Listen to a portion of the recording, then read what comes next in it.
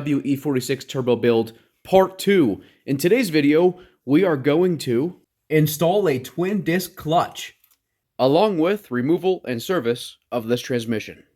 Sounds like loads of fun. Let's do it.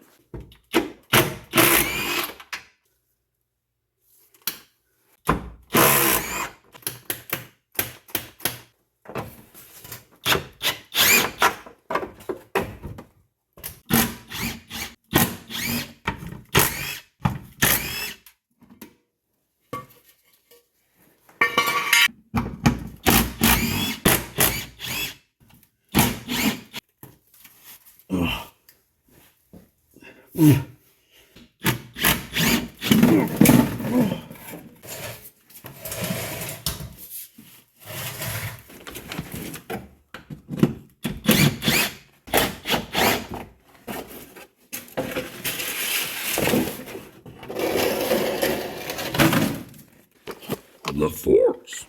Strong it is, yes. You know what time it is now. It's drive shaft time.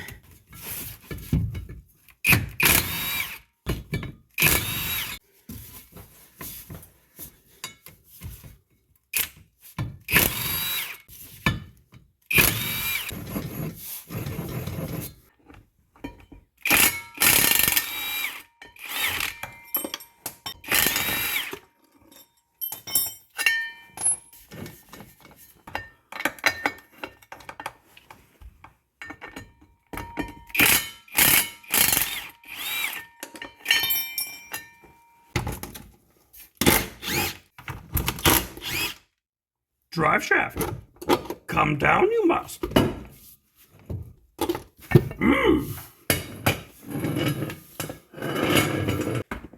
Transmission time. I love whenever what the fuck? What the hell's going on here? I must forgot to pay my light bill. Why does it keep doing that shit? Oh, fuck. God damn it, shit.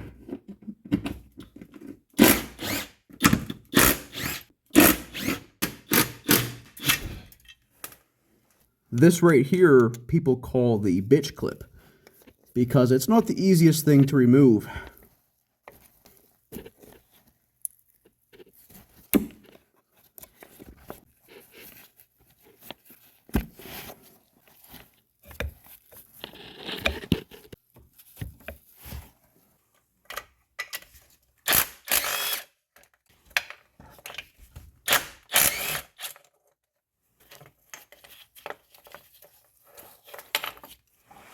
Somebody got lazy. They didn't put a bolt back in. Missing bolt right there. See that?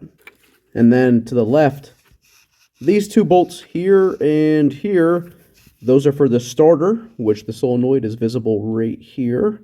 Those two bolts are an E12. Whenever you are removing the bell housing and starter bolts, you want to make sure the socket is fully seated on the bolt. So whenever you have extensions this long, it's kind of hard to tell. I just make sure I'm straight on the fastener and I hit the extensions with a hammer just to kind of seat it. There we go. We are now on that fastener. Nice and flush. Now we'll see how tight these bolts are. From what I've seen so far, they're probably not going to be very tight. No, they weren't tight at all.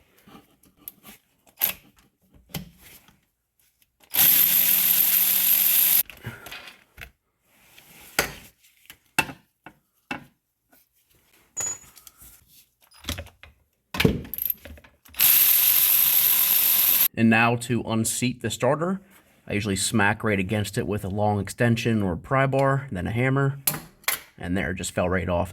Usually they don't fall off like that. Yeah, they're typically seized pretty bad to the transmission.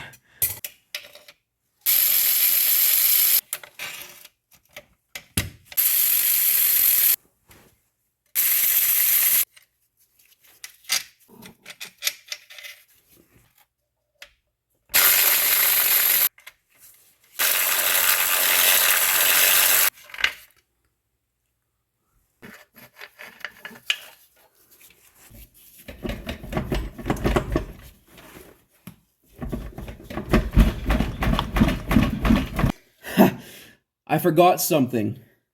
The one bolt that everybody, including myself apparently, tends to forget. This little bolt right here is a 10 millimeter and it holds the dust shield to the transmission. If you forget to remove it, well, you've seen what happens. Now, let's try this again. Oh, yep. Yep. Yeah, there we go.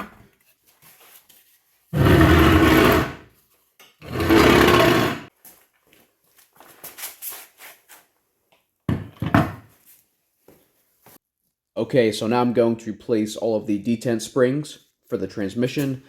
First through third gear are taken from the top, here, here, and here. And then fifth gear and reverse are right here on this side.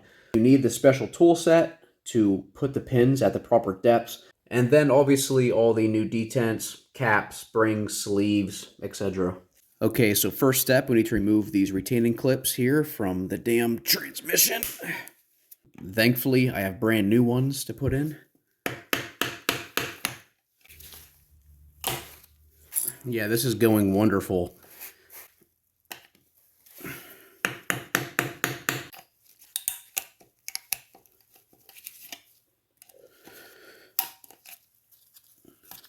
There we go.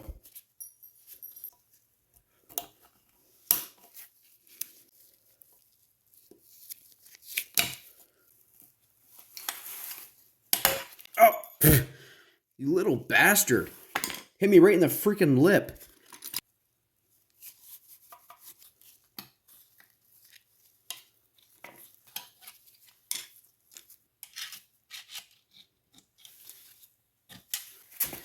Yeah, so this one is actually seized in here. I'm going to try lubricating it.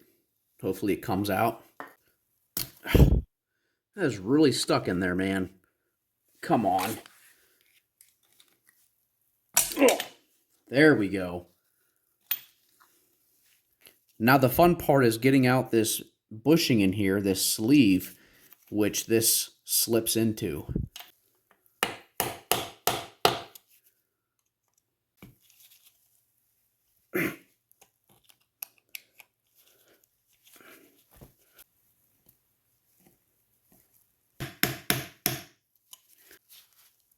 Ugh.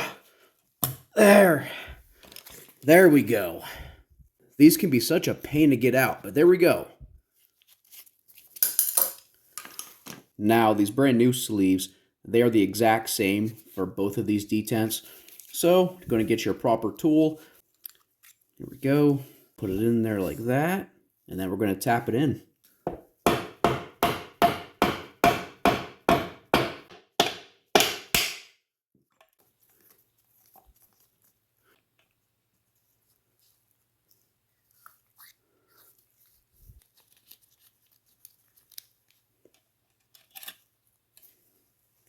Now, we'll take the brand new cap, position it, make sure it's going to sit right in the middle of the spring.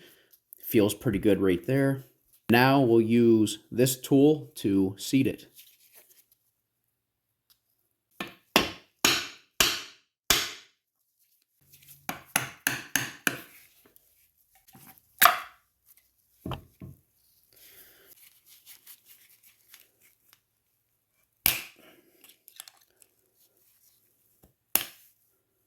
Let's try this. Let's try threading in a tap.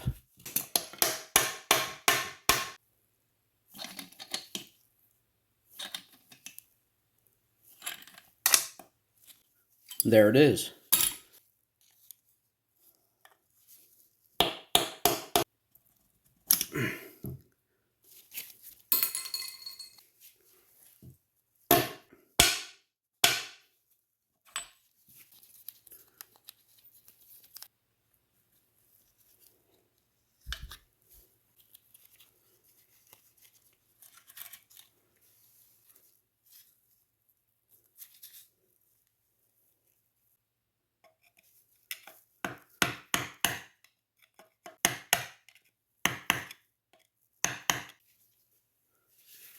Now, thankfully, these top three are much easier.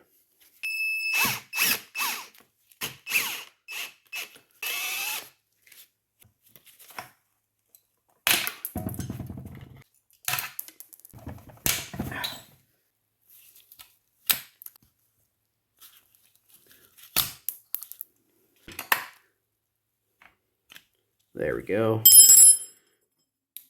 Yep, there's one of them.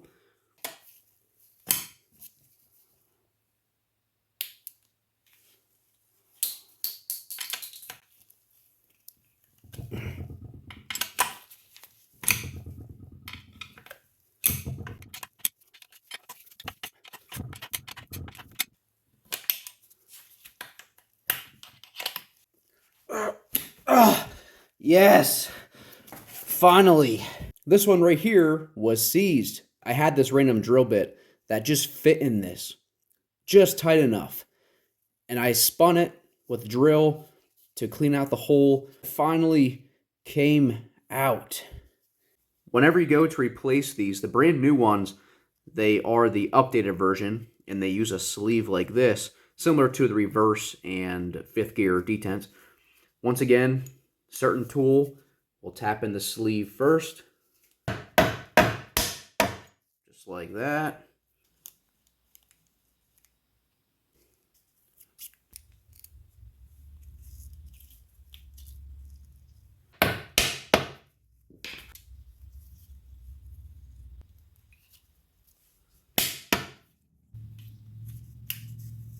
And now to finish these off, we have new dust caps.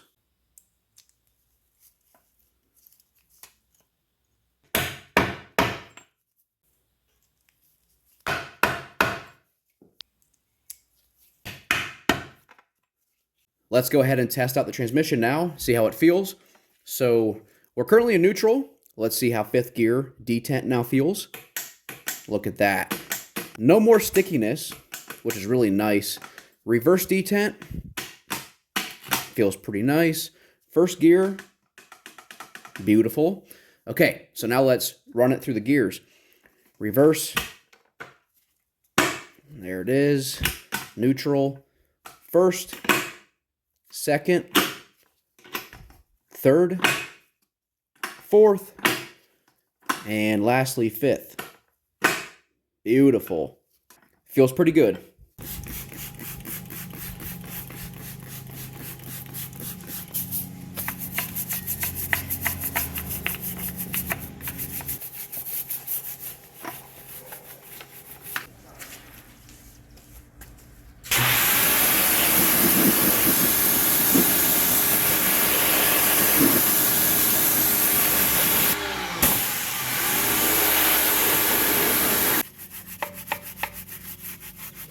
Dirty business. Grease oil.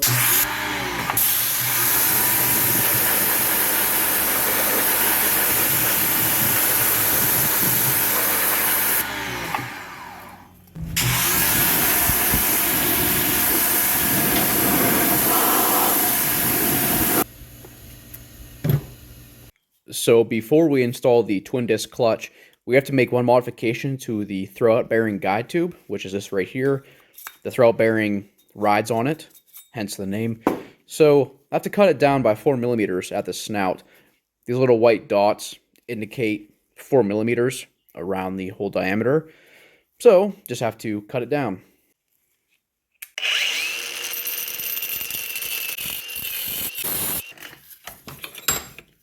And there we go. This is now cut down. The reason why we cut this down was for clearancing of the second clutch disc for the twin disc setup. If this remained the stock length, it would strike the clutch disc and it would get friction welded, which is not good. So you simply remove some material from this and you get clearance for your second clutch disc. Now, as far as the clutch fork pivot pin, here is an OEM plastic one. I like to run the stainless steel version.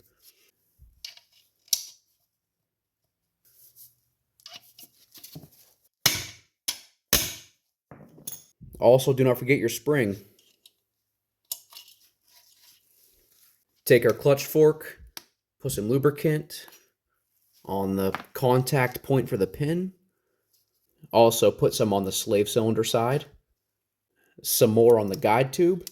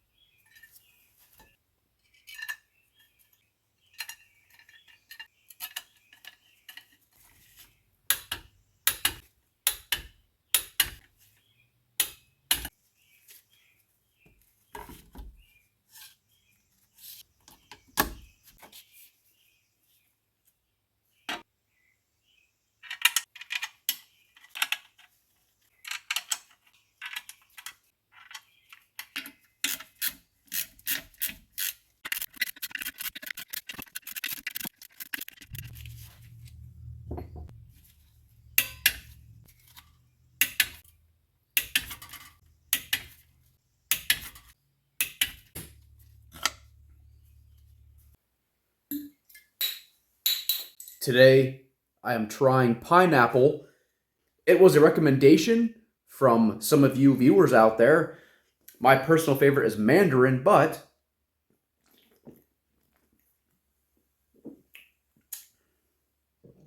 the pineapple's pretty good too. I'm going to place it a very strong third place. We have mandarin, watermelon, and pineapple. This pineapple one is not so bad after all.